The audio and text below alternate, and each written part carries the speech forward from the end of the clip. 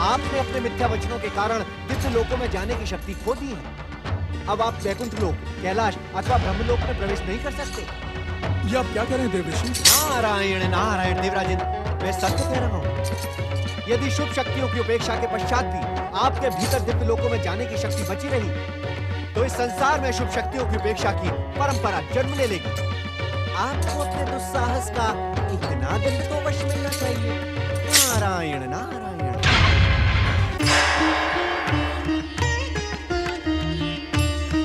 प्रणाम मयूरेश्वर श्री गणेश। आप परम दयालु हैं, क्षमा निधान हैं। मेरे अपराधों और भूलों को क्षमा करके आप स्वयं ही मेरे दुखों का अंत करने के लिए यहाँ प्रकट हुए हो। क्षमा निधान मयूरेश्वर, आप कृपा करके उस दुष्ट सिंधु का वध करके मुझे मेरा स्वर्ग दिलवा दे। मैं स्वर्ग से बाहर रहकर भटकते भटकते थक गया हूँ। नारायण नारायण। प्रणाम मंगल मूर्ति।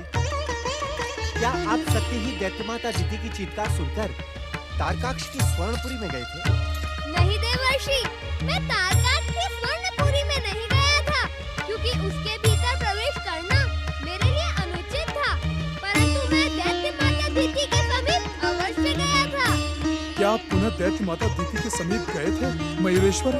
दिव्य लोकों में प्रवेश न कर पाने का दंड पाकर भी आपकी आंखों पर बड़ा स्वार्थ का पर्दा हटा नहीं है। आप भ्रमित हो चुके हैं देवराज। मैं मयूरेश्वर नहीं, गौरीपुत्र हूँ। मेरे हाथों से सिंधु दैत्य का वध कदापि नहीं होगा। आप गौरीपुत्र हैं? मुझे क्षमा करें गौरीपुत्र, क्या आप सत्य ही दैत्य माता दिति के पास गए थे? हाँ देवराज, पिताश्री शिव शंकर की हार्दिक इच्छा है कि दैत्य माता दिति की प्राणहानि न हो। उस दुष्टा के प्राण बचाने की भगवान शिव को इतनी चिंता क्यों है? क्योंकि दैत्यों के आराध्य भगवान शिव जानते हैं कि दैत्यों का उत्कर्ष दैत्य माता दिति के हाथों से ही होगा। दैत्यों का उत्कर्ष करें और वे स्वर्ग पर आक्रमण करें, देवताओं को अपमानित करें, पराजित करें और सताएं। क्या यही चाहते हैं शिव शंकर? भगवान शिव प्राणी मात्र को उसके कर्मों का फल प्रदान करते हैं। जब किसी को उन पर विश्वास ही नहीं होगा, तो वे उस पर कृपा क्यों करेंगे? पराजय और निरंतर भटकते रहने के कारण मेरा मन संतुलित नहीं है। मुझसे बार बार भूल हो रही है। बार बार मैं क्षमा याचना कर रहा हूँ। आप कृपा करके मुझे इतना बता दें कि इस समय मयूरेश्वर श्री गणेश कहाँ मिलेंगे? मयूरेश्वर इस समय माता पार्वती और शिव शंकर की सेवा में कैलाश पर उपस्थित हैं। परंतु आप उनसे निवेदन करने कैलाश पर नहीं जा सकते। देवर्षि, आप देवराज के अशांत मन को शांत करने का उपाय बताएं। नारायण नारायण। देवराजेंद्र, आपकी अशांत मन को शांति परम देव श्री महागणेश की आराधना से ही प्राप्त होगी। किंतु आपने अपने अभिमान के कारण दिव्य लोकों में जाने की शक्ति खो दी है। अतः आपको पृथ्वी लोक के किसी पुण्य तीर्थ स्थान पर जाकर परम देव श्री महागणेश की आराधना करनी होगी। आपका कल्याण होगा। अब हमारे लिए क्या आज्ञा है देवऋषि? अग्निदेव, देवराज इंद्र की भूल के कारण सिंधु दैत्य की आयु निरंतर बढ़ती ही जा रही है। हम सभी को इस संसार को उसके अत्याचारों से मुक्ति दिलानी होगी। देवर्षि, सिंधु दैत्य का वध तो मयूरेश्वर श्री गणेश के हाथों ही होगा। नारायण नारायण। इसीलिए मेरा यही परामर्श है कि आप सभी मयूरेश्वर श्री गणेश की सेवा में कैलाश जाएं। आपको सफलता अवश्य प्राप्त होगी। नारायण नारायण। ओम महागणेशाय नमः।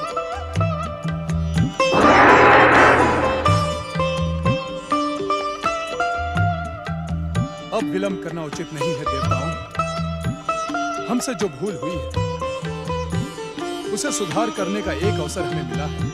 हम शीघ्र पृथ्वीलोक पहुंचकर श्री महागणेश की आराधना प्रारंभ करेंगे और आप सब कैलाश जाकर भगवान शिव शंकर और मयूरेश्वर को प्रसन्न करने का प्रयास करें। श्री महागणेश की जय।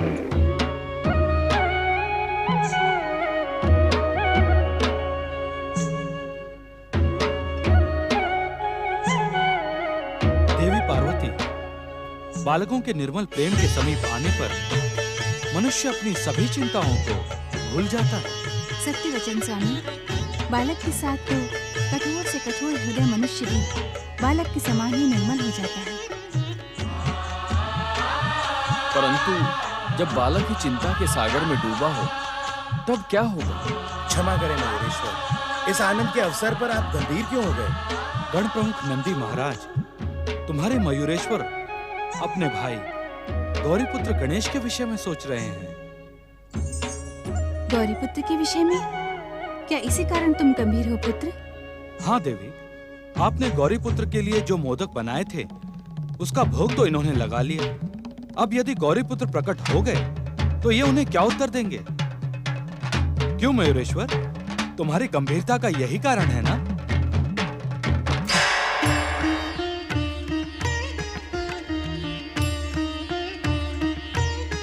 प्रिय मयूरेश्वर, तुम मेरी चिंता न करो। माता के दिए जो मोदक तुमने खाए हैं वे मुझे भी प्राप्त हुए हैं, परंतु तुम अप्रसन्न होगे तो माता पार्वती यही सोचेंगी कि तुम अभी तक दुखी हो और माता के मन को कष्ट पहुंचाना उचित नहीं है। मयूरेश्वर, मैं तो तुमसे केवल इतना ही कहने आया हूँ कि सिंधु दैत्य के वध तक तुम माता पिता की सेवा ऐसे ही करते रहना और मैं परमदेव श्री महागणेश की इच्छा के अनुसार उनके अन्य कार्य पूर्ण करते रहूंगा।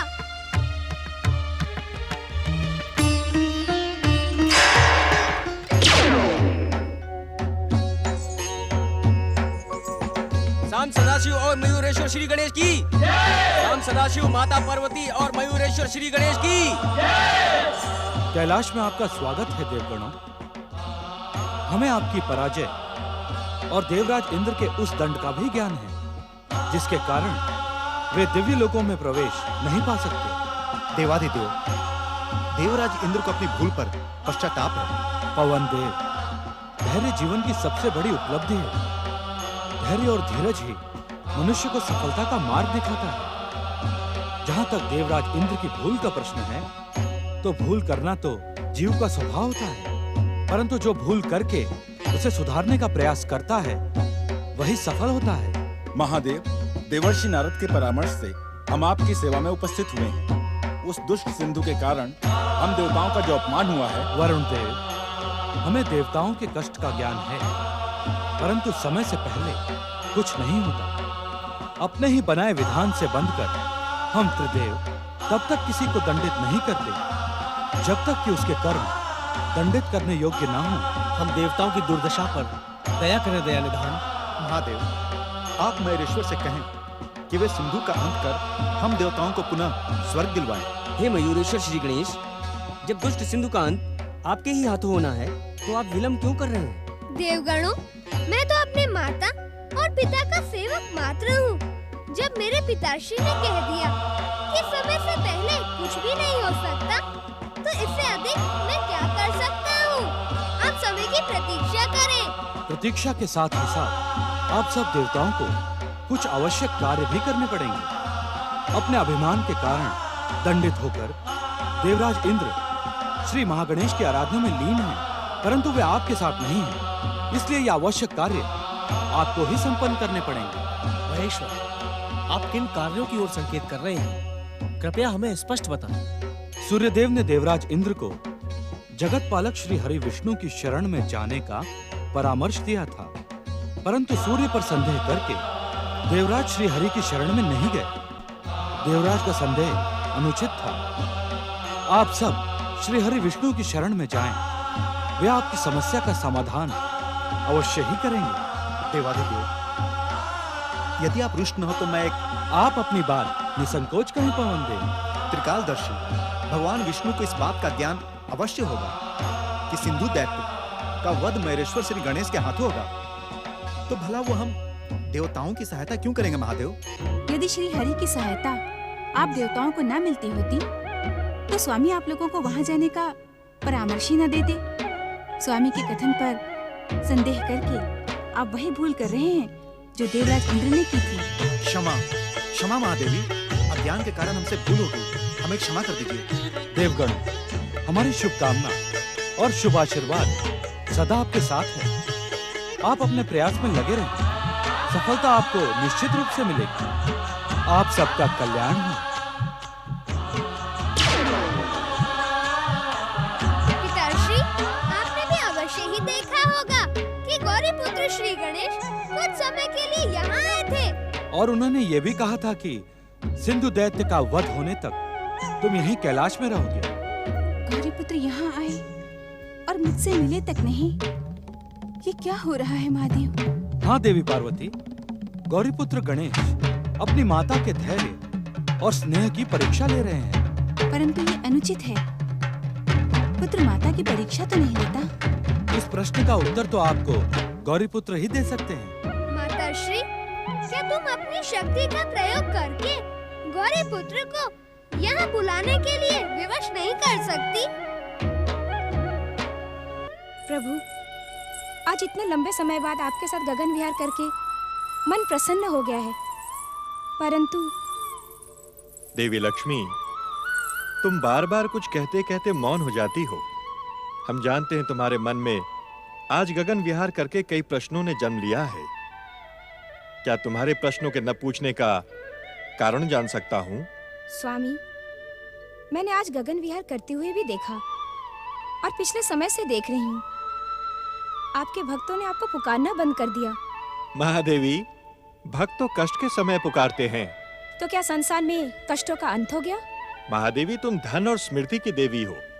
श्री गणेश बुद्धि, रिद्धि और सिद्धि के वरदाता हैं।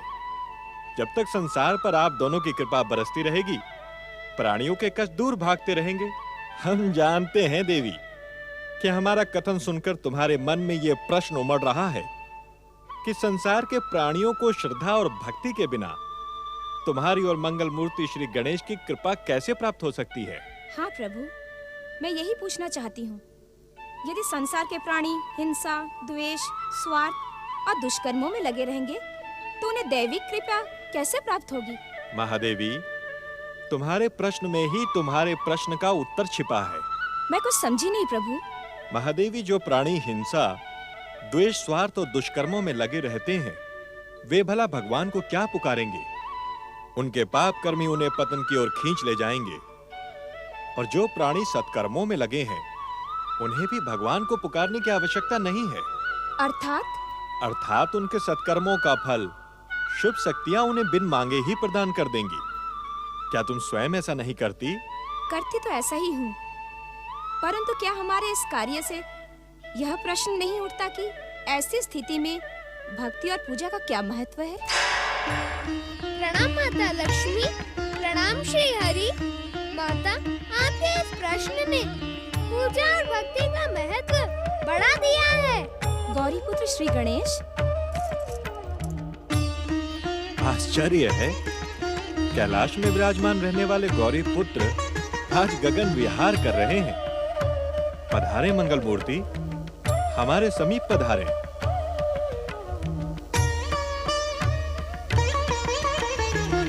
गगन विहार हम नहीं, आप दोनों कर रहे हैं।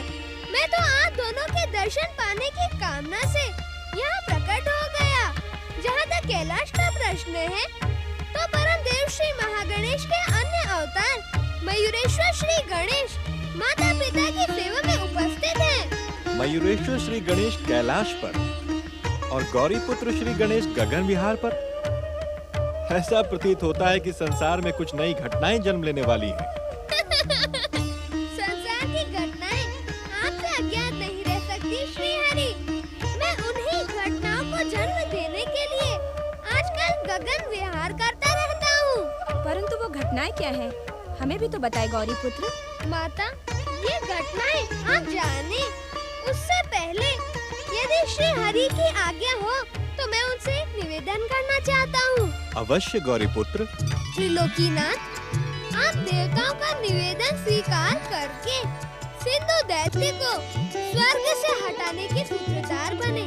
इसके बाद घटनाएं किस रूप में मोड़ लेंगी, यह तो आप जानते ही हैं।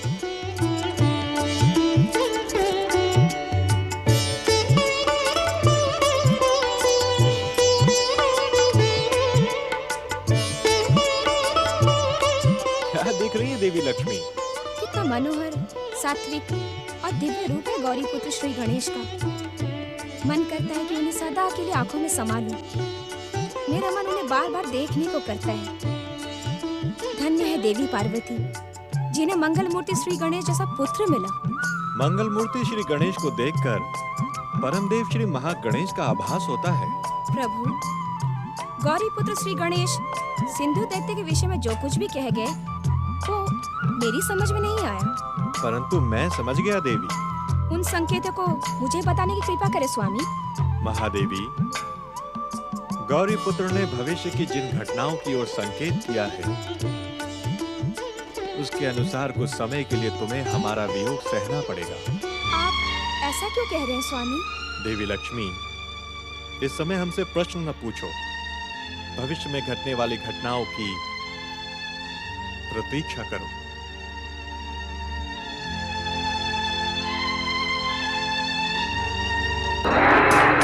नारायण नारायण नारायण, श्रीमन नारायण नारायण नारायण नारायण।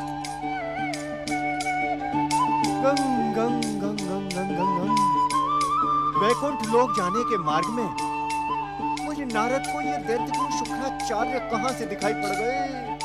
ओ हो। नारद, किंतु ये स्वर्गलोक की ओर क्यों जा रहे हैं?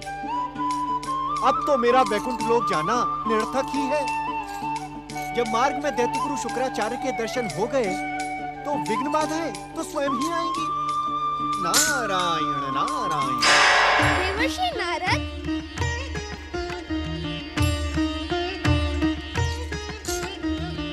आपकी विघ्न बाधाओं का अंत करना मुझ विघ्नेश्वर का कर्तव्य है, परंतु आपका सोचना सत्य है।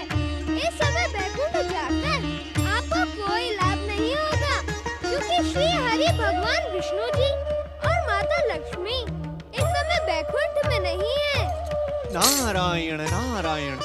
निराश न हो देवर्षि, भविष्य की जिन घटनाओं के सूत्रधार श्री हरि विष्णु जी बनने वाले हैं, उसका प्रारंभ आपको ही करना होगा। मुझे अर्थात? देवर्षि, क्या आप जानते हैं कि दैत्य गुरु शुक्राचार्य इस समय स्वर्ग क्यों जा रहे हैं? स्वर्ग इस समय दैत्यों के अधिकार में है। वे उन्हीं को आशीर्वाद देने जा रहे होंगे। वे केवल आशीर्वाद देने नहीं जा रहे हैं देवर्षि, अपितु वे सिंधु को भविष्य की घटनाओं से सावधान करने के लिए जा रहे हैं। अब ऐसी स्थिति में आपका कार्य बढ़ जाता है देवर्षि। मैं कुछ समझा नहीं गौरीपुत्र। जब तक हम समझाएंगे नहीं, तब तक आप समझेंगे कैसे देवर्षि? आप दैत्य गुरु शुक्राचार्य से कहें कि वे सिंधु को पृथ्वी लोक पर अधिकार करने की प्रेरणा दें। नारायण नारायण। भला शुक्राचार्य मेरी बात क्यों मानने लगे? सरलता से तो नहीं मानेंगे देवर्षि, परंतु जहाँ आपने अपनी चतुराई दिखाने का प्रयास किया, तो शुक्राचार्य वही करेंगे जो आप कहेंगे। और जब तक शुक्राचार्य आपकी इच्छा से कार्य नहीं करेंगे, तब तक देवराज इंद्र को अपना स्वर्ग कैसे मिलेगा? नारायण नारायण। अर्थात शीघ्र ही देवराज इंद्र की कामना पूर्ण होगी। आप तो जानते ही हैं देवर्षि, परमदेव श्री महागणेश अपने भक्तों को कभी भी निराश नहीं करते। अब आपके ही परामर्श पर देवराज इस समय संकल्प सहित परमदेव श्री महागणेश की आराधना कर रहे हैं। जब तक वे अपनी आराधना को समर्पित रहेंगे, तब तक उनकी मनोकामना अवश्य पूर्ण होगी। नारायण नारायण। गौरीपुत्र, परंतु सूर्यदेव ने तो सिंधु को तीनों लोकों का सम्राट होने का वरदान दिया है। सिंधु दैत्य पाताल और स्वर्ग का सम्राट हो चुका है। अब आपके प्रयास और शुक्राचार्य की प्रेरणा से वो पृथ्वी का सम्राट भी बन जाएगा। इसी प्रकार उसका वरदान पूर्णता पर पहुंच जाएगा। और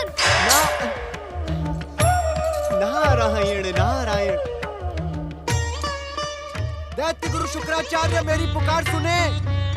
मैं कब से आपको ढूंढ रहा हूँ, मैं कब से आपको पुकार रहा हूँ। दैत्य गुरु इधर देखे, मैं यहाँ हूँ। प्रणाम दैत्य गुरु, प्रणाम। आज आपको इस आकाश मार्ग पर देखकर अति आनंद हुआ। अब तो आप प्रायः मुझे इसी मार्ग पर देखेंगे। अमर वरदानी सिंधु अब सदा सदा के लिए स्वर्ग का सम्राट बन गया है। सिंधु स्वर्ग सम्राट तो अवश्य बन गया है दैत्य गुरु, किंतु नारायण नारायण। हम जानते हैं नारद, तुम संसार में कई अर्थों वाली भाषा बोलने के लिए प्रसिद्ध हो। नहीं दैत्य गुरु, मेरी भाषा का एक ही अर्थ है। अपनी कठोर तपस्या से भगवान सूर्य को प्रसन्न करके सिंधु ने अनेक दुर्लभ शक्तियां तो प्राप्त कर ली, किंतु स्वर्ग के वैभव पाकर वो उन्हें भूल गया है। आप देवताओं के ऋषि हैं, हम जानते हैं। आप अवश्य ही सिंधु को स्वर्ग से हटाने के षड्यंत्र में देवताओं के साथ सम्मिलित होंगे। मुझे आपकी किसी बात पर ध्यान देने की आवश्यकता नहीं है। आप कृपा करके मुझे परामर्श देने का कष्ट न करें। दैत्य गुरु, देवगण सिंधु के विरुद्ध कितने भी षड्यंत्र क्यों न रच लें, किंतु अमर वरदानी सिंधु को कभी भी नष्ट नहीं किया जा सकता। फिर आप इतना अधिक भयभीत क्यों होते हैं? हम भयभीत क्यों होने लगे नारद? व्यर्थ ही हमारा समय नष्ट न करो। गंग गंग गंग गंग गंग गंग गंग। दैत्य गुरु, मैं तो यहाँ आपको एक बहुमूल्य परामर्श देने के लिए आया था। ये तो हम भी जानते हैं कि अमृत कुंड को अपने कंठ में स्थापित करके सिंधु सदा सदा के लिए अमर हो गया है, किंतु भगवान सूर्य का सम्मान न करने के कारण ये दुर्लभ शक्तियाँ कुछ समय पश्चात नष्ट हो जाएंगी। मैं आपको यही बताने यहाँ आया था। अब आप सुनना ही नहीं चाहते तो ठीक है, मैं चला। देवर्षि, कहे क्या आज्ञा है दैत्य गुरु? सिंधु की वरदानी शक्तियाँ कैसे नष्ट हो जाएंगी? नारायण नारायण दैत्य गुरु, ये तो सभी जानते हैं कि वरदानी शक्तियों का यदि पूरी तरह सदुपयोग ना किया जाए तो वे कुछ समय पश्चात निष्क्रिय हो जाती हैं। परंतु सिंधु तो सूर्यदेव के वरदान का पूरा सदुपयोग कर रहा है। दैत्य गुरु, तनिक स्मरण करें, भगवान सूर्य ने सिंधु को वरदान में पृथ्वी, आकाश और पाताल तीनों लोकों का साम्राज्य दे दिया, किंतु क्या सिंधु ने पृथ्वी पर अधिकार कर लिया? नारायण नारायण। एक बात और दैत्य गुरु। कौन सी बात? सूर्यदेव के वरदान के अनुसार सिंधु का वध मयूरेश्वर श्री गणेश के हाथों होगा। यदि सिंधु की सारी शक्तियां निष्क्रिय हो गईं, तो उनके लिए ये कार्य अति सरल हो जाएगा। मैं वो अवसर आने ही नहीं दूंगा। नारायण नारायण। मुझे तो लगता है दैत्य गुरु, वो अवसर अत्यंत समीप आ पहुंचा है। क्या आप नहीं जानते कि देवराज इंद्र और देवताओं ने सिंधु को जड़ से उखाड़ फेंकने का दृढ़ निश्चय कर लिया है। यदि सिंधु पृथ्वी पर अधिकार कर लेगा तो देवताओं का ये प्रयास असफल हो जाएगा। देवर्षि, क्या देवराज इंद्र से आपकी कोई अनबन हो गई है? आप सिंधु का कल्याण क्यों करना चाहते हैं? नारायण नारायण। दैत्य गुरु, मैं तो सदा ही सत्य का पथ प्रदर्शक रहा हूँ। मेरा सत्य मुझे ये प्रेरित कर रहा है कि मैं आपके माध्यम से सिंधु को सत्य का मार्ग दिखलाऊं। नारायण नारायण। अब निर्णय आपको करना है। अब आप जो चाहें वो करें।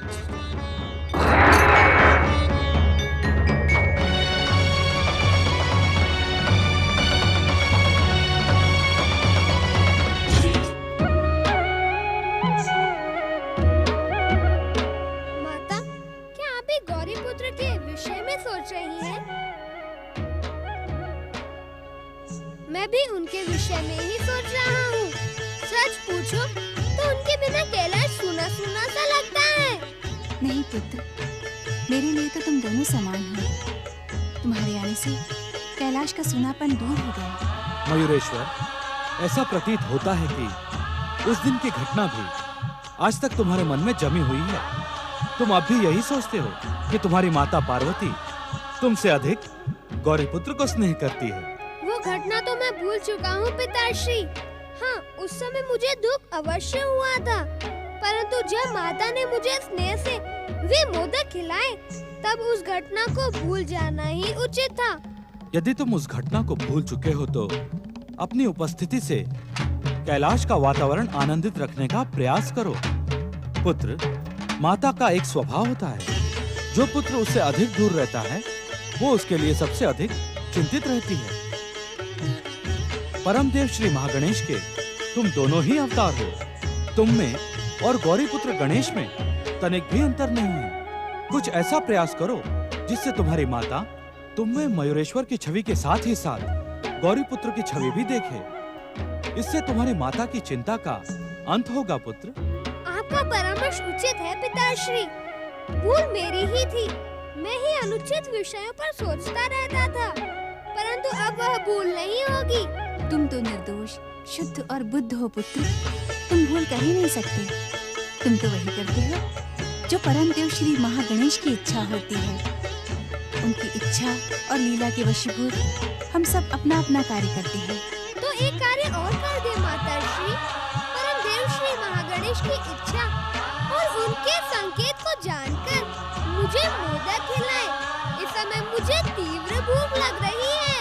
देवी पार्वती, अब एक माता के कार्यों का प्रारंभ हो रहा है, इसलिए अब मुझे समाधि में लीन हो जाना चाहिए। मयूरेश्वर, तुम्हारे पिताश्री को तो ध्यान समाधि से ही प्रेम है। स्वादिष्ट मोदकों का आकर्षण भी इन्हें नहीं रोक पाता। जैसे विधाता की इच्छा। परंतु मैंने तुम्हारे लिए ढेर सारे मोदक बनाकर रखे हैं। चलो नंदी। आपने इसे पहचाना माता? ये वही सिंधु है जिसने स्वर्ग पर अधिकार कर लिया है। इसी दुष्ट ने स्वामी पर आक्रमण करने का दुस्साहस किया था। हाँ माता, तभी मैंने इसे दंडित करते हुए आहत करके समुद्र के अथाह गहराइयों में धकेल दिया था। अपनी मूर्खता पर अंकुश लगा सिंधु। ये दैत्यों के आराध्य भगवान शिव का पावन धाम कैलाश है। इस ओर दृष्टि डालने का अर्थ है समय से पहले अंत। सावधान।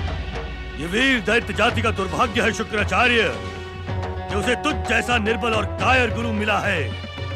जिस उद्दंड बालक ने मुझे समुद्र की अटल गहराइयों में धकेल दिया था, उसे दंडित करना मेरा कर्तव्य है। उसे रोकने का प्रयास ना करें। तुम फिर वही भूल कर रहे हो सिंधु, जो तुमने पहले की थी। तुम्हारी भलाई इसी में है कि तुम इस परम धाम को प्रणाम करके पृथ्वीलोक की ओर चलो और वहां जाकर अपना अधिकार करो। भूल मैं नहीं, तुम कर रहे हो दैत्य गुरु शुक्राचार्य। अपने शत्रु को देखकर उसे जीवित छोड़ देना एक वीर और वरदानी के मृत्यु के समान है। मैं इसे दंडित किए बिना कहीं नहीं जाऊंगा।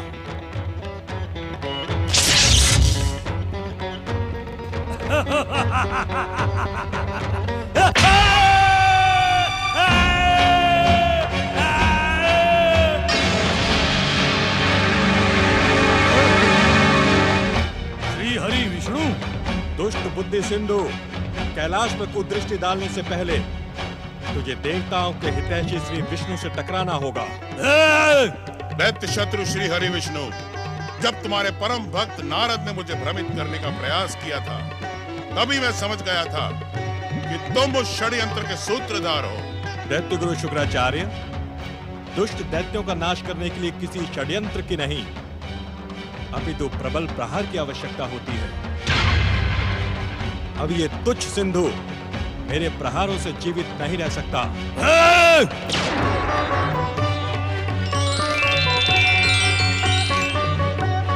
तुम्हें इस दैत्य शत्रु से भयभीत होने की आवश्यकता नहीं है सिंधु। तुम अपनी वरदानी शक्ति से उसका हर प्रहार नष्ट कर सकते हो।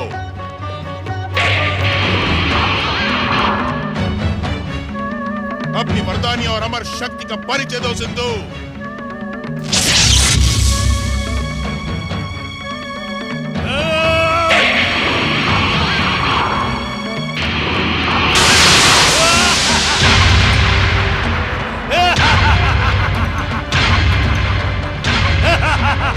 मुझसे टकराने की भूल न करे श्री हरि।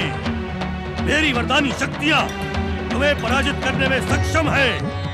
मेरे मार्ग से हट जाओ, अन्यथा इसका परिणाम तुम्हारे हित में ना होगा। युद्ध में मुझे केवल विजय ही प्रिय है सिंधु। और अब तो युद्ध का बिगुल बच चुका है मूर्ख। अब तो तेरा अंत ही मेरा एकमात्र उद्देश्य है।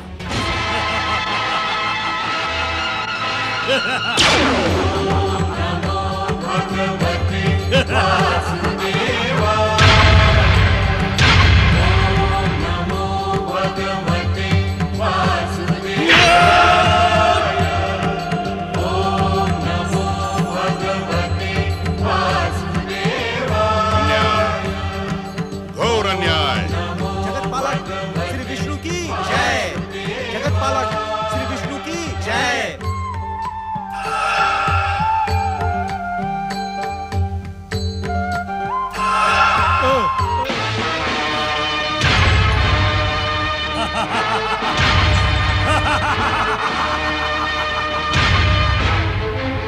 मैं अमृत पीकर अमर हो गया हूँ श्री हरि विष्णु।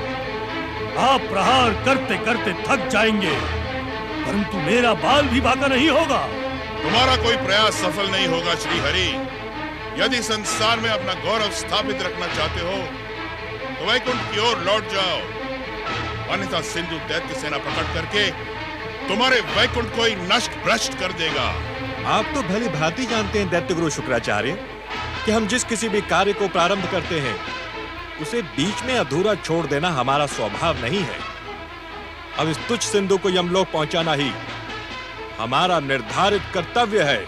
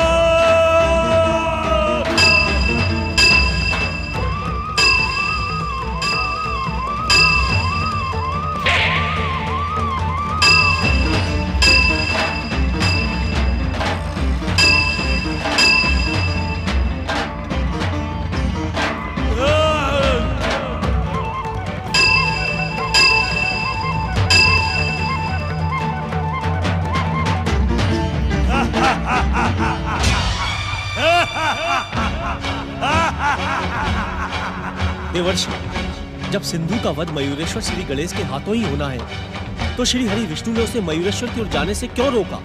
श्री हरि के प्रहारों को देखकर ऐसा प्रतीत हो रहा है कि सिंधु पर उनका प्रभाव ही नहीं पड़ रहा। श्री हरि न आते तो अब तक सिंधु मयूरेश्वर के हाथों यमलोक पहुंच चुका होता।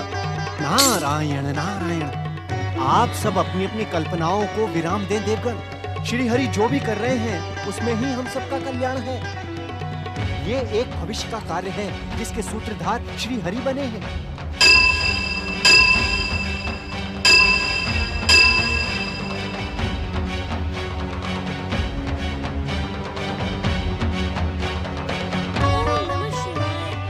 पिताश्री, मेरी प्रार्थना सुने। पिताश्री, अपने ध्यान को विराम दे, मेरी प्रार्थना सुने।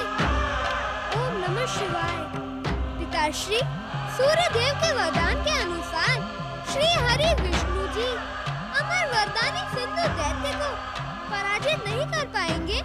मुझे आज्ञा दे पिताश्री, मैं इसी समय इस दुष्ट सिंधु को सदा सदा के लिए समाप्त कर दूं।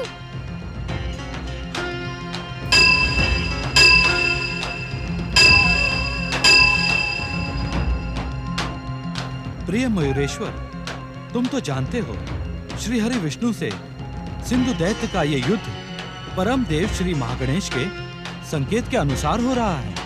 इसलिए पुत्र, धैर्य धारण करो। दुष्ट को उसकी दुष्टता का दंड देने में भी धैर्य हाँ देवी, अभी तक सिंधु की तपस्या का पुण्य समाप्त नहीं हुआ। जब तक उसके भीतर तपस्या का पुण्य समाया है, तब तक उसका वध करना संभव नहीं है।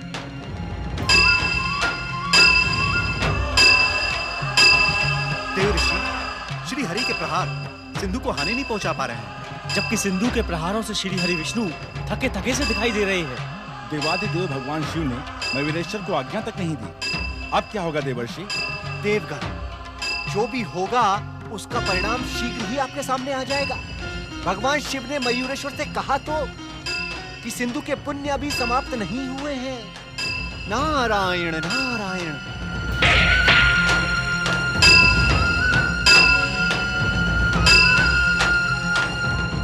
मयूरेश्वर, तुम्हें सिंधु का वध करने के लिए कुछ समय तक प्रतीक्षा करनी होगी। स्वामी, तो क्या इस युद्ध में जगत पालक श्री हरि भविष्य में घटने वाली घटनाओं का रहस्य समय से पहले खोल देना अनुचित है देवी पार्वती।